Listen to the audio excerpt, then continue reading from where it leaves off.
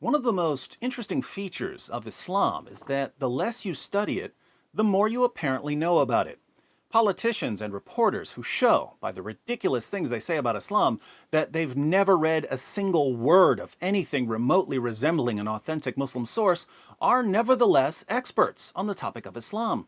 I can't think of another topic like this. Imagine a world where people who've never studied biology, who've never taken a biology class, who've never read a book or even an article on biology, appeared on television every day to explain biology to us.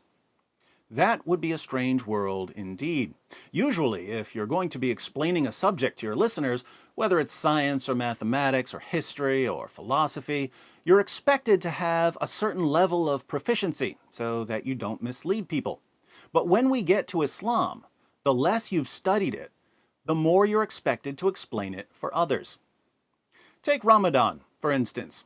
I've spent years studying Islam's most trusted sources. So when Ramadan was starting, as politicians and reporters were busy telling us that Ramadan is a month of peace, charity, and personal reflection, I warned everyone about the imminent Ramadan Bombathon.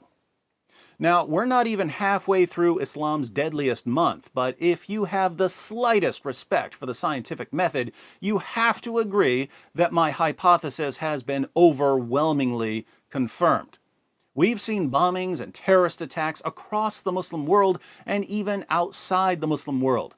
And just today, Reuters reports, suicide bombers and gunmen attacked Iran's parliament and the mausoleum of Ayatollah Khamenei in Tehran on Wednesday morning, killing at least 12 people in a twin assault at the heart of the Islamic Republic, Iranian officials and media said. Islamic State claimed responsibility and released a video purporting to show gunmen inside the parliament building and one body, apparently dead, on the floor. Attackers dressed as women burst through Parliament's main entrance in central Tehran, Deputy Interior Minister Mohammad Hossein Zolfagari said, according to the semi-official Tasnim news agency.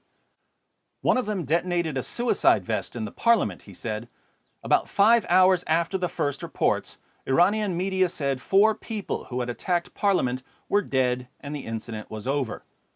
Soon after the assault on Parliament, another bomber detonated a suicide vest near the shrine of the Republic's revered founder, Ayatollah Khamenei, a few kilometers south of the city, Zolfagari said, according to Tasnim. A second attacker was shot dead, he said. The shrine is a main destination for tourists and religious pilgrims. The terrorists had explosives strapped to them and suddenly entered the shrine and started to shoot around, said the shrine's overseer, Muhammad Ali Ansari. The intelligence ministry said security forces had arrested another terrorist team planning a third attack without giving further details. This is the point when we're all supposed to recall that fighting is forbidden during the month of Ramadan, which means that the jihadis who are launching these attacks every single day aren't real Muslims. That's what our leaders and our journalists tell us. There's just one small problem with their claim that Ramadan is a month of peace and tolerance. His name is Muhammad. Sahih Muslim 2604. It was narrated from Ibn Abbas that the Messenger of Allah set out during Ramadan to conquer Mecca. During Ramadan? Is this a misprint? We need a second opinion. Sahih al-Bukhari, 4276. Narrated Ibn Abbas, the Prophet left Al-Madinah for Mecca in the company of 10,000 Muslim warriors in the month of Ramadan. When did Muhammad decide to conquer Mecca? During the holy month of Ramadan. And when Muhammad and his army arrived with his 10,000 Muslim warriors, the Meccans surrendered. The Meccans were the ones who didn't want to fight. Now I'm confused. Muhammad not only waged jihad during Ramadan, he insisted that his most devout followers wage jihad with him during Ramadan. If I didn't know better, which I don't, I might conclude that Muhammad didn't get his information about Islam from 21st century politicians and reporters. And guess what? Neither do Muslims.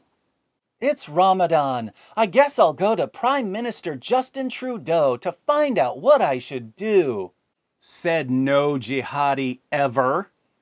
Jihadis don't get their information about Islam from Western politicians and journalists.